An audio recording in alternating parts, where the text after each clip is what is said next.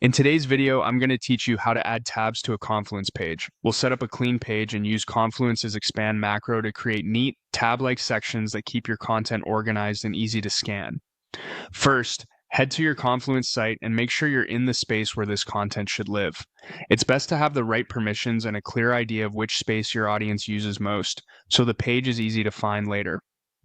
At the top of the screen, click Create. This opens the editor where you'll build your page. When prompted, choose Page to start with a blank canvas.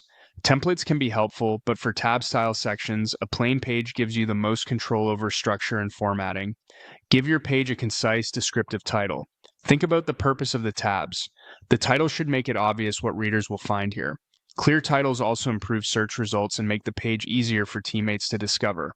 Click into the body of the page and press the / key. This opens the command menu in Confluence, which is the quickest way to insert macros and structured elements without hunting through toolbars. Start typing expand. Select the expand macro from the list. You'll see a placeholder with a title field and a content area. In the title field, enter a short label that reads well as a tab header, something like overview, setup, or FAQs. Then add the content inside the body of that expand. You can include formatted text, lists, images, tables, and links.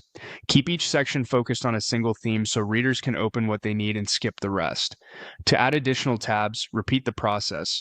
Press the /, type expand, insert another expand block, and give it a clear title and content. Place related sections next to each other, and if you need to reorder them, drag the blocks in the editor until the flow feels right. Aim for consistent naming and a logical sequence. Broad to specific often works well. As you build, keep your content scannable. Use short paragraphs, meaningful subheadings inside each expand, and consistent formatting. Remember that expand sections are collapsed by default in view mode, so the titles do a lot of the heavy lifting. Make them descriptive. When you're satisfied, review the page to ensure each section opens smoothly and the layout feels balanced. And that's it. You've created a Confluence page with clean tab-like sections using the expand macro, making your information easier to navigate and more friendly for your audience.